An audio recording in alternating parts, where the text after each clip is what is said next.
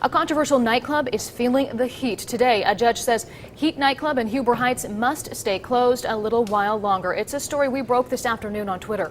Now, of course, for weeks we've been following the effort to close the Heat nightclub. Those efforts intensified after a shooting in the parking lot early this month left 2 people dead. Jordan Burgess live with reaction to that decision that was first on 2. Well, that judge's ruling has closed the Heat nightclub here in Huber Heights indefinitely. Huber Heights officials tell me it's a victory for residents, but it came after a hearing that bordered on the bizarre.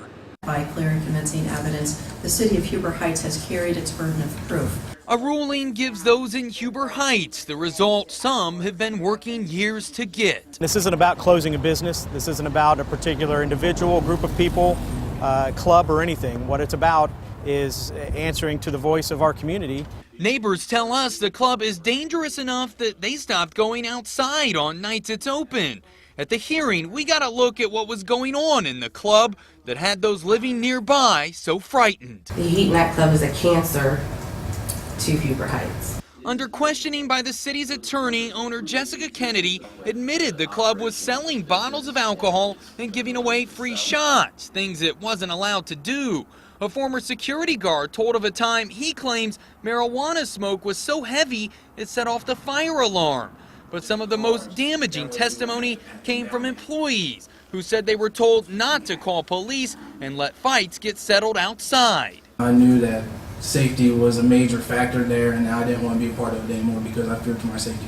Kennedy defended her club, saying she's been unfairly singled out and that the fatal shooting could have happened anywhere. I do my best to provide safety and security measures. We do a number of things to make sure that there is no problems.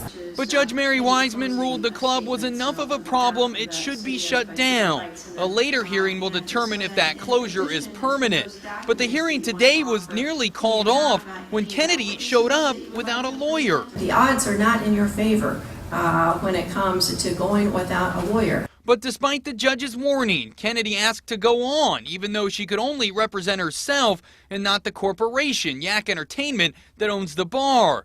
Kennedy's cross-examinations led to some strange exchanges, like this one with Huber Heights Mayor Ron Fisher. Is a shooting far worse than a stabbing? I believe I have to answer these kind of questions, but yeah, I think a shooting is probably worse than a stabbing. And Kennedy tells me she plans to appeal that decision, and again, a hearing date is yet to be set on that final hearing that will determine whether that injunction is permanent. And coming up at 6, I talked to the mother of one of the men who was shot and killed outside the club to get her thoughts on today's ruling. Reporting live, Jordan Burgess, 2 News, working for you.